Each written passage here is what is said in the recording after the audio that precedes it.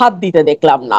রাষ্ট্রপতির ছবি থাকবে কি থাকবে না সেটা নিয়ে সরকার যত ব্যস্ত, তার চেয়ে যদি বাংলাদেশের ল অ্যান্ড অর্ডার সিচুয়েশনটা ঠিক করার দিকে সরকার মনোযোগী হতো, যদি মানুষের নিরাপত্তা দেওয়ার ব্যাপারে সরকার মনোযোগী হতো, যদি একজন ভালো উপদেষ্টাকে স্বরাষ্ট্র দায়িত্ব দেওয়া হতো, যদি নির্বাচন সামনে রেখে কিভাবে তারা রোডম্যাপ তৈরি করবে সেটা নিয়ে মানুষের সামনে একটা ক্লিয়ার পিকচার দিত, যদি রাজনৈতিক পলিটিক্যাল পার্টিগুলোর মধ্যে আহ ঐক্যমতের ব্যাপারে আরেকটু জোর দিত এবং যত দ্রুত সম্ভব নির্বাচনের ব্যাপারে একটা ফয়সালা করতে পারতো, তাহলে আমার মনে হয় যে দেশটা আরেকটু বোধহয় রাইট ট্র্যাকে যেত। আসসালামু আলাইকুম প্রিয় দর্শক, অন্য মঞ্চের আলাপচারিতায় আপনাদের সকলকে আমন্ত্রণ জানাচ্ছি।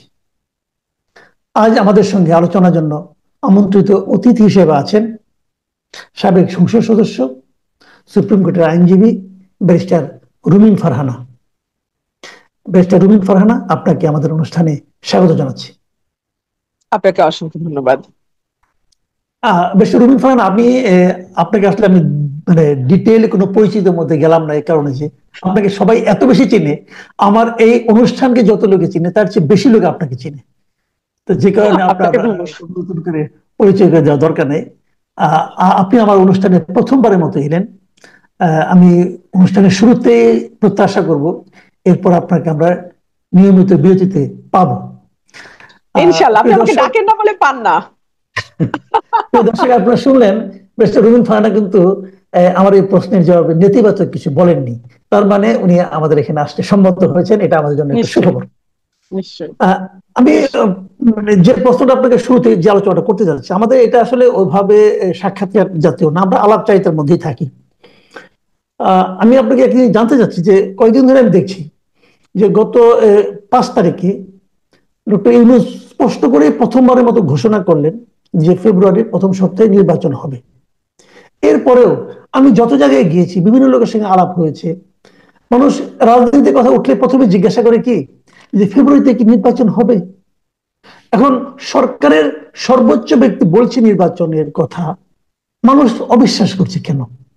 ডক্টর ইউনূসের উপর মানুষ আস্থা রাখতে পারছে না কেন? তো আমার দুটো প্রশ্ন এখানে, যে আপনিও কি মনে করেন ফেব্রুয়ারিতে নির্বাচন হবে, অথবা দ্বিতীয় প্রশ্ন যেটা, ডক্টর ইউনূসের উপর সাধারণ মানুষ আস্থা রাখতে পারছে না কেন? দেখুন, অনেকগুলো কারণ আছে নির্বাচন ফেব্রুয়ারিতে হবে কিনা এটা নিয়ে সন্দেহ পোষণ করার। নির্বাচন নিয়ে মানুষের মধ্যে এক ধরনের প্রত্যাশা, এক ধরনের অপেক্ষা এবং উচ্ছ্বাস আছে। আপনি জানেন মাসুদ কামাল ভাই, বাংলাদেশের মানুষ 17 বছর কোনো রকম কোনো ভোট দিতে পারে নাই। সো এত বছর পরে একটা নির্বাচন হবে, সেটার যে একটা আমেজ চারপাশে থাকার কথা, আমরা কিন্তু সেই আমেজ এখনো লক্ষ্য করছি না। যদিও ডক্টর মোহাম্মদ ইউনূস স্পষ্টই বলেছেন যে ফেব্রুয়ারির মধ্যেই নির্বাচন হবে, এবং ফেব্রুয়ারি প্রথম এক সপ্তাহ, প্রথমে বলেছেন প্রথম দিকে, তারপরে বলেছেন রমজানের আগেই নির্বাচন হবে, দ্বিতীয় মানে মধ্যভাগের মধ্যে নির্বাচন হয়ে যাবে। কিন্তু মানুষ কিন্তু এই কথাটি বিশ্বাস করছে না। এখন আপনি প্রশ্ন করতে পারেন কেন করছে না। করছে না তার অনেকগুলো কারণ আছে। আপনি জানেন যে সংস্কার একটি চলমান প্রক্রিয়া, যেটা নিয়ে রাজনৈতিক দলগুলো দফায় দফায় বসছে, ঐক্যমতে পৌঁছবার চেষ্টা করছে, কিন্তু অনেকগুলো ব্যাপারে তারা যেমন একমত হয়েছে, আবার বেশ কিছু ব্যাপারে তাদের মধ্যে অনৈক্য খুব স্পষ্ট। এবং কোন কোন পলিটিক্যাল পার্টি যদি সেই অনৈক্যকে পুঁজি করে নির্বাচনটিকে পিছিয়ে দেওয়ার চেষ্টা করে, তাহলে সেখানে খুব একটা অবাক হবার কিছু থাকবে না। আমি আপনাকে আরো খোলাখুলি বলি। ফর এক্সাম্পল, জামাত পিআর পদ্ধতির নির্বাচন চাইছে, এনসিপি এখনো নিবন্ধন পায়নি, কিন্তু অন্যদিকে ডক্টর মোহাম্মদ ইউনূস নিজেই ঘোষণা করেছেন এনসিপি তার দল বলতে তিনি একটি দল তৈরি করতে বলেছেন ছাত্রদের, যার ফলশ্রুতিতে এনসিপি গঠিত হয়েছে। এবং এনসিপির সঙ্গে ডক্টর মোহাম্মদ ইউনূসের যে ঘনিষ্ঠতা, সেটা এখন নতুন করে আর বলবার কিছু নাই, কিন্তু এনসিপির নিবন্ধন এখনো হয় নাই। আবার জামাত চাইছে পিআর পদ্ধতি। নির্বাচনটি কিভাবে হবে সেটা নিয়েও কিন্তু এখন পর্যন্ত খুব ঐক্যমতে আসা গেছে এটি বলা যাবে না।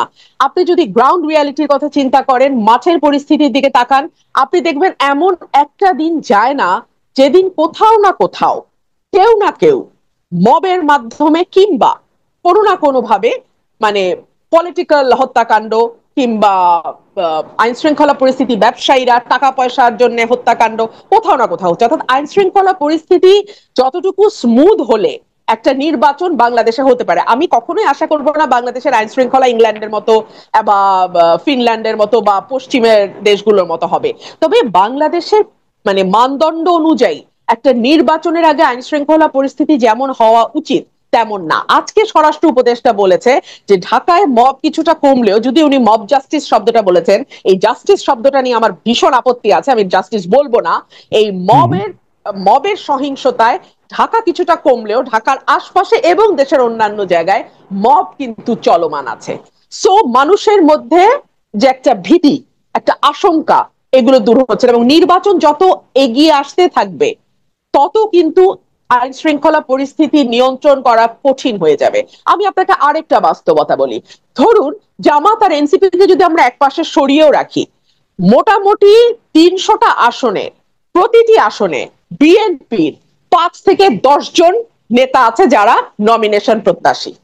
যেই মুহূর্তে একজনকে নমিনেশন দেয়া হবে সেই মুহূর্তে ২ জন ৩ জন স্বতন্ত্র দাঁড়িয়ে যাবে, বাকিরা এক ধরনের আইন শৃঙ্খলা পরিস্থিতির অবনতি হবার আশঙ্কা সেই জায়গা থেকেও আমরা করছি, সেই জায়গা থেকেও তৈরি হতে পারে। তারপরে আওয়ামী লীগ নির্বাচনে আসবে কি আসবে না এটা নিয়ে কিন্তু ২ রকমের মত আপনি দেখবেন দেশে প্রচলিত আছে। মানে একটা গ্রুপ অফ পিপল বলছে যে আওয়ামী লীগ কোনো পলিটিক্যাল পার্টি না, আওয়ামী লীগ হচ্ছে আহ মানে এমন একটা দল যেটাকে আমরা মাফিয়া বা গ্যাংস্টারের মতন একটা মানে গ্রুপ অফ পিপল, যাদের নির্বাচনে আসা না আসায় আসলে কিছু যায় আসে না। কিন্তু আরেকটা মত হচ্ছে যে না, আওয়ামী লীগ পুরাতন রাজনৈতিক দল, আওয়ামী লীগকে ছাড়া যদি আপনি নির্বাচনে যান, that will be the reputation of 14, 18 or 2024। 18টা যদি বাদও রাখি, 14 এবং 24-এর ইলেকশনের রিপিটেশন হবে। সো এতগুলো ভিন্ন ভিন্ন অ্যাসপেক্ট যখন মাঠে ক্রিয়াশীল থাকে, তখন আপনি কিভাবে একটা স্মুথ ইলেকশন আশা করেন? তাহলে প্রধান উপদেষ্টা যেটা বলেছিলেন আর কি, যে উনি ইতিহাসের সর্বশ্রেষ্ঠ নির্বাচন উপহার দিবেন, তো এটা কি তাহলে আসলে কথাই থেকে যাবে?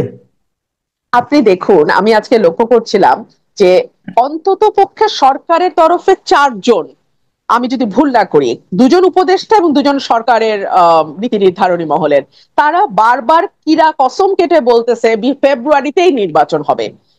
কোন দল কি বলল, কোন দল নির্বাচনে আসলো বা না আসলো, তাতে কিচ্ছু যায় আসে না। সরকার ফেব্রুয়ারি ঘোষণা করেছে, তো ফেব্রুয়ারিতে নির্বাচন হবে। অর্থাৎ তারা নিজেরাও জানে যে কতটা ভোলেটাইল একটা সিচুয়েশন এখন বাংলাদেশে প্রিভেইল করছে। তারা নিজেরাও কিন্তু খুব একটা কনফিডেন্ট না যে কেমন ইলেকশন, বাট তারা রিপিটেডলি কথাটা বলছে। আপনি মাসুদ ভাই যখন একটা কথা বারংবার বলবেন, তখন ওটা আপনার নিজের প্রতি আস্থাহীনতারই একটা বহিঃপ্রকাশ। না হলে একই কথা আসলে বারবার বলার দরকার নাই। এবং বাংলাদেশ বিশ্বের সম্ভবত অল্প কয়েকটা দেশের একটা, যেখানে নির্বাচন আসলেই অবাধ, সুষ্ঠু, নিরপেক্ষ, স্মরণকালের সবচেয়ে ভালো, জীবনে এত ভালো ইলেকশন কোনোদিন হয় নাই, আমরা পৃথিবীর শ্রেষ্ঠ ইলেকশন দেব, এই সব উদ্ভট এবং বাজে কথা নির্বাচনের আগে যুক্ত করা হয়। আরে ভাই, নির্বাচন মানেই তো free, fair, inclusive and neutral হওয়ার কথা। তো এটাকে আবার এতগুলো বিশেষণ দিতে হয় কেন, আমি তো এটাও বুঝি না। আচ্ছা, আপনি আরেকটা কথা বললেন যে এই এনসিপি কে আপনি বললেন যে এটা ডক্টর ইউনূসের দল। আচ্ছা ঠিক আছে, হতে পারে ইউনূসের দল, কিন্তু ইদানিং কি আপনি খেয়াল করছেন যে এনসিপি কিন্তু ডক্টর ইউনূসের ব্যাপারেও বেশ মানে শুনতে ভালো শোনায় না এ ধরনের শব্দ উচ্চারণ করে কিন্তু ইউনূসের সমালোচনা করছেন, যে ডক্টর ইউনূস ভুল জায়গায় সেজদা দিয়েছেন না কি করেছেন এগুলো বলছেন। তাহলে নিজের দল তার সৃষ্টিকর্তার বিরুদ্ধে এই ধরনের কথা বলছে, এটাকেই বা আপনি কিভাবে জাস্টিফাই করবেন? এখানে দুটো বিষয় হতে পারে। যেহেতু শুরু থেকেই এনসিপি কে কিংস পার্টি বলা হচ্ছে, শুরু থেকেই আমি এনসিপি কে রাজার দল বলি। কিংস পার্টি হচ্ছে আমার কাছে রাজার দল কথাটা বেশি পছন্দ, সো আমি তাকে রাজার দল বলি।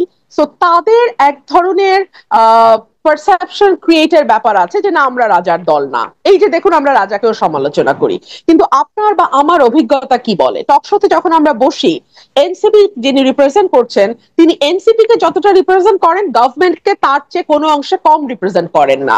সো এই যে একটা পারসেপশন তৈরি হয়েছে যেটা রাজার দল, সেটা ডক্টর ইউনূসের কথা থেকে এবং এনসিপির আচরণ থেকে, সেটা ভাঙবার একটা চেষ্টা হয়তো নির্বাচনের আগে তারা করতে চাইছে। এক, অথবা যেটা হতে পারে সেটা হচ্ছে রাজার সঙ্গে তাদের এতদিন যে সুখের সংসার ছিল, সেই সংসার সম্ভবত ততটা সুখের এখন আর নাই। কারণ আমরা রাজার উপদেষ্টা মানে অর্থাৎ পারিষদদের, মন্ত্রী পরিষদ সদস্যদের, অন্যান্য উপদেষ্টাদের বলতে শুনছি যে এনসিপি যাই বলুক না কেন, রাজা যেহেতু নির্বাচন ফেব্রুয়ারিতে বলেছেন, তো নির্বাচনটি ফেব্রুয়ারিতেই হবে। এখনো কিন্তু এনসিপি নিবন্ধন হয় নাই। সুতরাং এনসিপির জন্য অত্যন্ত চ্যালেঞ্জিং হয়ে যাবে ফেব্রুয়ারির আগে, নির্বাচনের আগে তাদের সমস্ত শর্ত পূরণ করে একটা মানে রেজিস্ট্রেশন পাওয়া। সো এই সকল কিছুর বিবেচনায় রাজার সঙ্গে বনিবনা না হওয়া, তারা প্রথম দিকে যেরকম দাপট এনজয় করেছে, যেরকম যাচ্ছে তাই কথা বলা, যাচ্ছে তাই আচরণ করার এক ধরনের প্রচ্ছন্ন সমর্থন তারা সরকার থেকে পেয়েছে। না হলে তো উপদেষ্টাদের পিএসরা কোটি কোটি টাকা বানাতে পারতো না। না হলে তো উপদেষ্টাদের পিতারা এলাকায় এলাকায় মব রাজত্ব কায়েম করতে পারতো না। এবং দেখেন আপনি, এই মব রাজত্ব কায়েমের কথা গণমাধ্যমে আসার পরেও এখন পর্যন্ত আমি দোষী নির্দোষ সরিয়ে রাখি, একটা ন্যূনতম ইনভেস্টিগেশনও হয় নাই।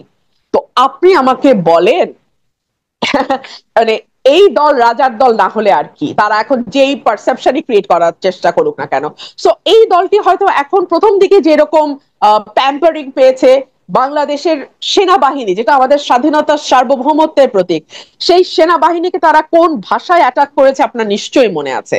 সেনাবাহিনীর আহ একজন মেজরের ফ্যামিলি সম্পর্কে যেই ধরনের বাজে কথাবার্তা তারা ফেসবুকে দিয়েছে, এটা কোথাও হয় না মাসুদ কামাল ভাই, পৃথিবীর কোথাও হয় না। সেনাবাহিনী প্রতিটি দেশের স্বাধীনতা সার্বভৌমত্বের প্রতীক।